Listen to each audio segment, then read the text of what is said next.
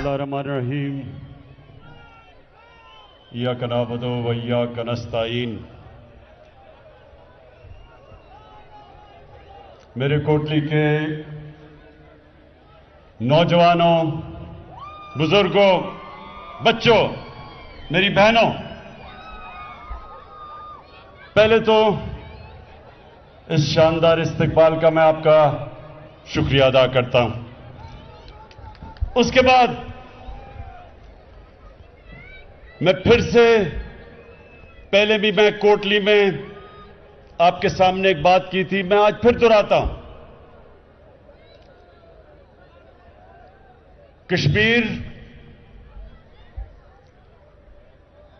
कश्मीर के लोग वो जो 150 साल से अपनी आजादी की जंग लड़ रहे हैं, पहले डोगरा राज के खिलाफ और उसके बाद 73 सालों से हिंदुस्तान से वो मुतालबा कर रहे हैं जो इंटरनेशनल कम्युनिटी ने यूनाइटेड नेशंस के जरिए सिक्योरिटी काउंसिल की रेजोल्यूशन पास की कि कश्मीर के लोगों खुद फैसला करेंगे कि क्या वो हिंदुस्तान के साथ रहना चाहते हैं या पाकिस्तान के साथ रहना चाहते हैं। तो मैंने कोटली में पहले कहा कि इंशाअल्लाह जब अल्लाह आपको ये आपका हक देगा और आप जब फैसला करेंगे रेफरेंडम के जरिए कि आप हिंदुस्तान नहीं पाकिस्तान का हिस्सा बनना चाहते हैं, तो उसके बाद मेरी हुकूमत आपको एक और हक देगी कि रेफरेंडम के जरिए आप फैसला करें कि आप आजाद रहना चाहते हैं या पाकिस्तान का हिस्सा बनना चाहते हैं। ये जो जद्दोजहद है कश्मीरियों की, ये मेरी नजर में ये जमीन की जद्दोजहद नहीं है, ये जद्दोजहद ह्यूमन राइट्स की है। ये इंसानी हुकूक के अलावा कश्मीरियों का जमहूरी हक है कि वो अपने मुस्तकबिल का खुद फैसला करें, और इंशाअल्लाह ये आपको हक मिलेगा। जो मैं देख रहा हूं इस वक्त, लग रहा है कि बड़ा मुश्किल वक्त है मकबूजा कश्मीर में। मुझे नजर आ रहा है कि आगे जाके हिंदुस्तान मजबूर होगा, क्योंकि वो कश्मीरियों का जो जज्बा था, आजादी का जज्बा, जितना मर्जी जुल्म किया उन्होंने, वो आजादी का जज्बा किसी सूरत नीचे नहीं जाने लगा। और इसलिए मेरा ये ईमान है कि कश्मीरी उधर जद्दोजहद कर रहे हैं, इधर पाकिस्तान और कश्मीरियों का सफीर जो आपके सामने खड़ा है, इधर मैं जद्दोजहद करूंगा आपके लिए।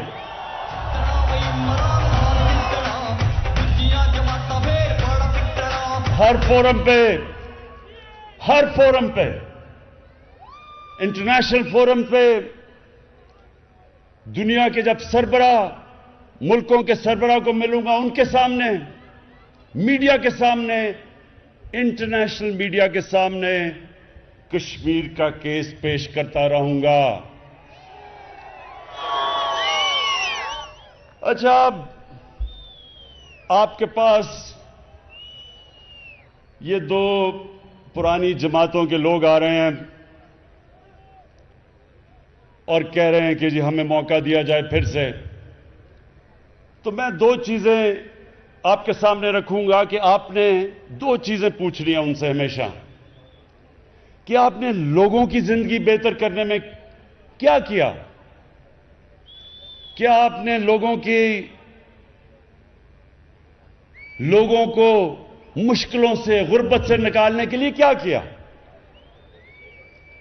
اور دوسری چیز آپ نے پوچھنی ہے کہ 5 سال آپ کو ملے تھے، 5 سال آپ کو حکومت میں ملے تھے، کتنا آپ نے دنیا میں جا کے کشمیریوں کا کیس لڑا؟ پوچھیں ان سے۔ کیس لڑنا تو دور کی بات، وہ نریندر مودی جس نے کشمیریوں کے اوپر سب سے زیادہ ظلم کیا، جب سے بی جے پی کا دور آیا سب سے زیادہ کشمیریوں پہ ظلم ہوا، پیلٹ گنز استعمال کی گئیں، نوجوانوں کو اندھا کیا گیا، ہر دوسرے دن کشمیریوں کی قربانی لی گئی۔ ہندوستان میں جب مسلمان گائے کا گوشت کھانے پہ ان کو قتل کیا گیا سڑکوں پہ، باقی بھی اقلیتیں کرسچن سکھ ان کو بھی برابر کا شہری نہیں سمجھا گیا، کیونکہ آر ایس ایس کی ایک آئیڈیالوجی ہے۔ وہ سمجھتے ہیں جو آئیڈیالوجی جو ہندو تھا، وہ سمجھتے ہیں کہ باقی شہری، جو باقی اقلیتیں، باقی دین، وہ ان کے برابر کے نہیں ہیں۔ ان کی جو آئیڈیالوجی یہ انہوں نے کس سے لی؟ نازی جرمنی میں 100 سال پہلے انہوں نے ان سے لی، جبکہ جرمن سمجھتے تھے کہ ہم کوئی خاص نسل ہیں اور باقی ہمارے برابر کے لوگ نہیں۔ یہ وہی آئیڈیالوجی ہے جو باقی کے لوگوں کو اپنے برابر نہیں سمجھتی۔ تو میں اب سوال پوچھتا ہوں کہ کتنی دفعہ اسد زرداری یا نواز شریف نے آر ایس ایس کا نام لیا؟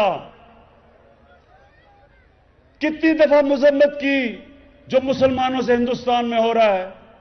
اور کتنی دفعہ انہوں نے انٹرنیشنل فورم پہ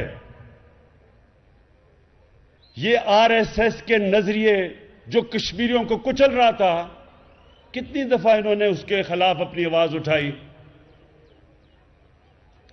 کیوں نہیں اٹھائی؟ آواز اٹھانے تو دور کی بات ہے، اس کی منتیں کر کے نریندر مودی کو شادی پہ بلایا گیا اپنی، اور پھر منتیں کر کے اس کا جب نریندر مودی پرائم منسٹر بنا تھا وہاں گیا، حریت کے لیڈرز کو نہیں ملا، کشمیر کی بات نہیں کی۔ فارن سیکرٹری تھی پاکستان کی، ان کا ٹی وی انٹرویو ہے، فارن سیکرٹری پاکستان کی کہتی ہیں کہ ہمیں حکم تھا کہ ہندوستان کی آپ نے تنقید نہیں کرنی۔ تو یہ کیوں تھا؟ کیوں نہ زرداری بولتا تھا نہ نواز شریف بولتا تھا؟ تو اب یہ ذرا غور سے آپ نے میری بات سننی ہے کہ یہ کیوں تھا۔ میں نے نوجوانوں، آپ کے پاس موبائل فون ہے، ایک گوگل کر سکتے ہیں جو میں اب آپ کو بات بتانے لگا ہوں۔ میڈیا کے لوگ بھی ہیں، صحافی بھی ہیں، ذرا سب کو میں یہ سنانا چاہتا ہوں۔ ایک کتاب ہے، اس کا نام ہے دا وے آف دا ورلڈ۔ کس نے لکھی؟ اس کا نام ہے رون سوسکنڈ۔ دا وے آف دا ورلڈ، رون سوسکنڈ۔ اس کتاب پہ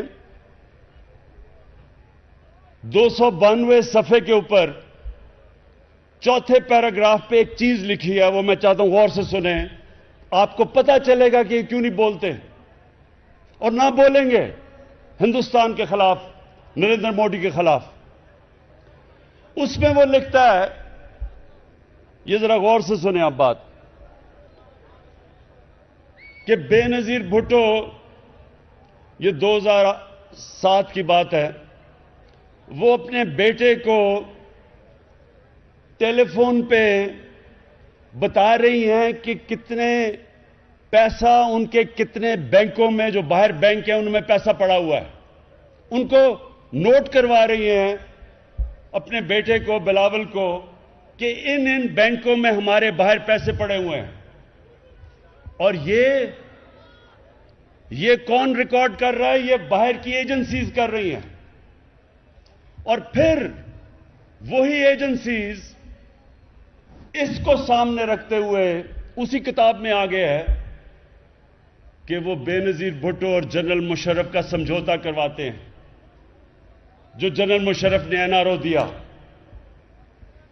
اس سے آپ کو کیا چیز پتا چلتی ہے کہ اگر کسی بھی پولیٹیشین کا پیسہ، چوری کا پیسہ ملک سے باہر پڑا ہو تو یہ سارے جو باہر کے مغرب کے ملک ہیں ان کو پتا ہوتا ہے. اور وہ اس علم سے کہ ان کو پتا ہے پیسہ کدھر ہے، وہ کنٹرول کرتے ہیں آپ کو. اور اسی کتاب میں بعد میں لکھتے ہیں کہ کیونکہ ان کو پتا تھا کہ ان کا پیسہ باہر کدھر کدھر پڑا ہوا ہے، اس کی وجہ سے انہوں نے پریشر کیا جنرل مشرف سے سمجھوتا کرنے کا. کیونکہ وہ دن تھے جب ایک وکلا کی موومنٹ چلی ہوئی تھی، الیکشن کا بوائیکاٹ کرنے جا رہے تھے 2008 میں. اے پی ڈی ایم کی جماعتیں ایک طرف تھیں، تو تب انہوں نے پیپلز پارٹی کو جنرل مشرف کے ساتھ سمجھوتا کروایا. اور ہم سارے تھے اے پی ڈی ایم میں، ہم کہہ رہے تھے چیف جسٹس کو نکالا، اس کو بحال کرو، ہم الیکشن نہیں لڑیں گے. ہمارے ساتھ نواز شریف بھی تھا. 3 دفعہ اس نے بیٹھ کے ہمارے ساتھ الیکشن کا بوائیکاٹ کیا. یہ سب ریکارڈ پہ ہے. اور اس کے بعد باہر سے اس کو حکم آیا، جدھر اس کے پیسے باہر پڑے تھے انہوں نے اس کو حکم کیا کہ الیکشن لڑو. اور اس نے ہم سب کو نہر کے پل پہ کھڑا کر کے خود جا کے الیکشن لڑ لیا. تو اس سے کوٹلی کے باشعور لوگوں سمجھنے کی بات ہے. آپ کے کتنے لوگ باہر مینچسٹر، انگلینڈ، کئی میں کشمیری وہاں سے ملتا ہوں جو کوٹلی سے آئے ہوئے ہیں، وہ سب سمجھتے ہیں ان چیزوں کو کہ اگر آپ کی چوری کی ہوئی جائیداد باہر کے ملکوں میں پڑی ہے، ان کو سب پتا ہوتا ہے اور وہ اس کے ذریعے کنٹرول کرتے ہیں. تو نواز شریف نے بھی الیکشن لڑا باہر کے حکم پہ، ادھر بھی پیپلز پارٹی نے بھی الیکشن لڑا کیونکہ ان کو پتا تھا ان کی جائیداد کدھر ہے. اب نریندر مودی سے اس کو کیوں ساتھ ملانا چاہتا تھا نواز شریف؟ کیونکہ یہ بھی کشمیر کے لوگوں سن لو، کوٹلی کے لوگوں، جو ہندوستان کی لابی ہے باہر اور خاص طور پہ امریکہ میں، وہ اسرائیل کے ساتھ مل کے کام کرتی ہے. سب سے تکڑی لابی ہیں. اس کی دوستی اس لیے کر رہا تھا نریندر مودی سے کہ وہ اس کی مدد کرے، اگر ان کے جو پیسے باہر پڑے ہیں وہ بچ جائیں. تو یہ جو نریندر مودی ملک کو برا بھلا کہتا تھا، پاکستان کی آرمی چیف جو اس وقت رحیل شریف تھے نواز شریف کے زمانے میں، اس کو دہشت گرد کہتا تھا، پاکستان کو ٹیررسٹ اسٹیٹ کہتا تھا، ہر جگہ پاکستان کو آئسولیٹ کرتا تھا. لیکن ملک کا وزیر اعظم اس کو شادیوں پہ بلاتا تھا، اس سے دوستی کرتا تھا. سو اس لیے سن لیں کہ یہ جو ہمارے ملک پہ پچھلے دور ظلم ہوئے ہیں، ان دونوں کے 10 سالوں میں ملک میں ہمارا جس کو ہم اپنا ایلائی کہتے تھے، ہمارا دوست، وہ یہ بمباری کرتا تھا، ڈرون اٹیکس کرتا تھا. پاکستان میں ڈرون اٹیکس ہوتے تھے. دونوں حکومتیں، آصف زرداری اور نواز شریف، دونوں مذمت کرتے تھے اور اندر سے دونوں نے اجازت دی ہوئی تھی. میرے ہوتے ہوئے کیوں نہیں کوئی ڈرون اٹیک ہوتا؟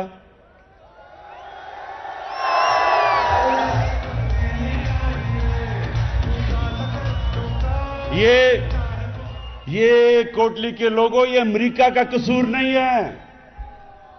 امریکہ کو برا بھلا نہیں کہنا چاہیے. ہمارے اپنے لوگوں نے اجازت دی ہوئی تھی اپنے لوگوں پہ بمباری کرنے کی. اور منافقت، پبلک میں مذمت اور ان کو اجازت دے رہے ہیں.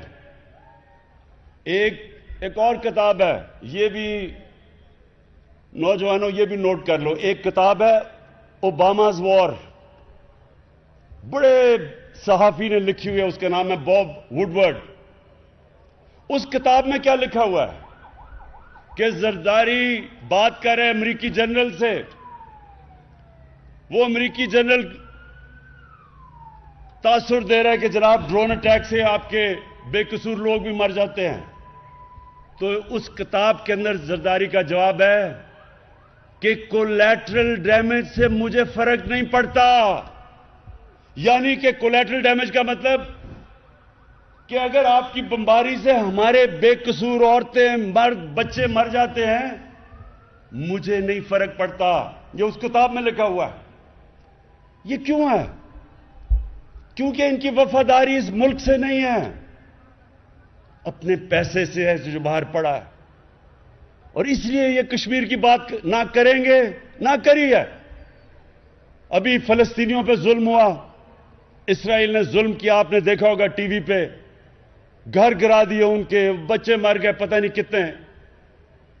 کیا کبھی زرداری اور نواز شریف کے منہ سے تنقید سنی ہے اسرائیل کی؟ ایک سٹیٹمنٹ بتائیں, سنی ہے؟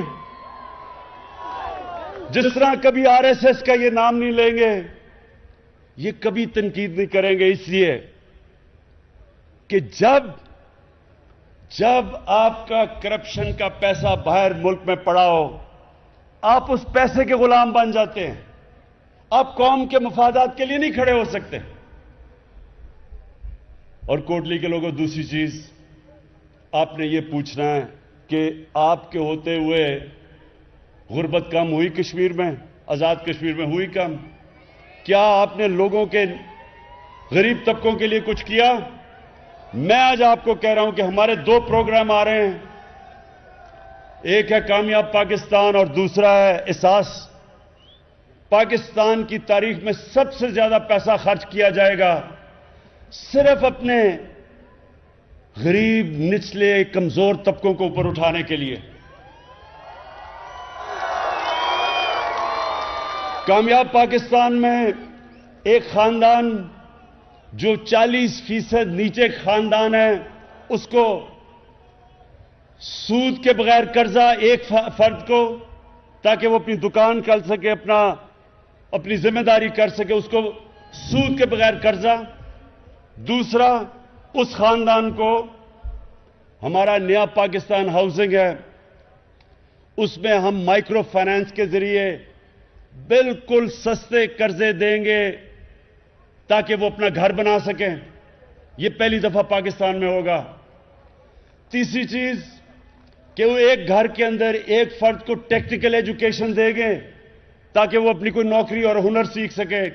آج کل کمپیوٹر ایج ہے, بڑے آسانی سے انفارمیشن ٹیکنالوجی کے اندر اگر ٹریننگ مل جائے تو وہ بڑے آسانی سے پیسے کما سکتے ہیں. اور پھر ہیلتھ کارڈ, ہر نچلے خاندان کو ہیلتھ کارڈ ملے گا, 10 لاکھ روپیہ کسی بھی ہسپتال میں جا کے اگر کوئی بیمار ہو علاج کروا سکتا ہے. اور پھر احساس پروگرام دسمبر میں شروع ہو رہا ہے. نچلے 40% خاندانوں کے لیے جو مہنگائی آئی ہے دنیا میں اس وقت 40% کھانے پینے کی چیزیں مہنگی ہوئی ہیں جب سے یہ کرونا ہوا ہے. تو اس کے لیے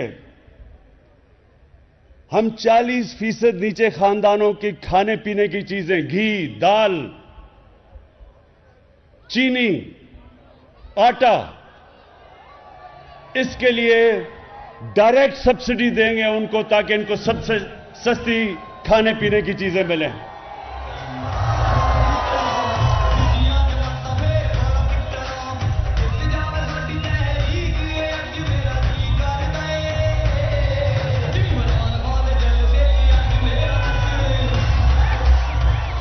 کوٹلی کے لوگوں, پرسوں آپ نے ووٹ اپنی دینی ہے.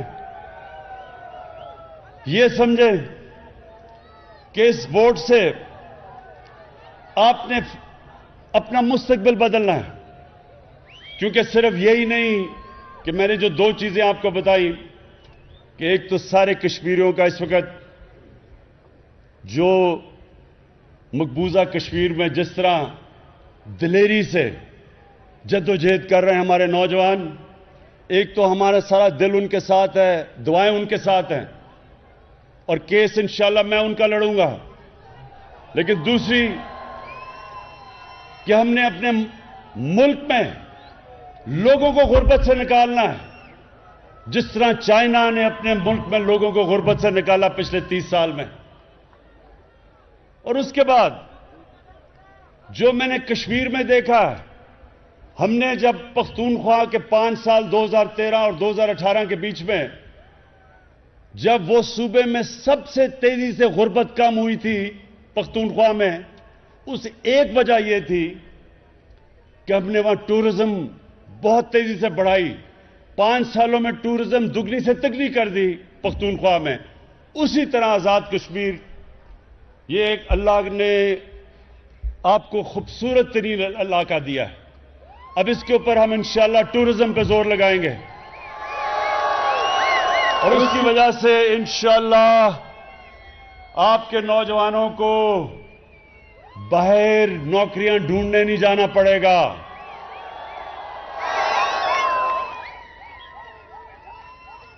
اور یہ پھر ابھی میں دیکھ رہا ہوں کہ نون لیگ، جس طرح بھی علی امین نے کہا کہ ابھی سے شروع ہو گئے ہیں کہنا کہ جی الیکشن میں دھاندلی ہوگی، یہ ویسے کمال دھاندلی ہوگی، امپائر آپ کے، گورنمنٹ آپ کی، الیکشن کمیشن آپ کی، عملہ نیچے سارا آپ کا، کیئر ٹیکر گورنمنٹ بھی نہیں، اپنی گورنمنٹ بیٹھی ہوئی ہے نون لیگ کی، اور دھاندلی تحریک انصاف کرے گی۔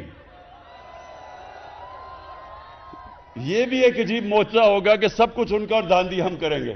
انشاءاللہ 25 تاریخ کو ایک بہت بڑی تبدیلی آئے گی آزاد کشمیر میں، اور اس تبدیلی کے بعد پھر میں کوٹلی میں آ کے آپ سے ملاقات کروں گا۔ پاکستان زندہ باد، کشمیر زندہ باد۔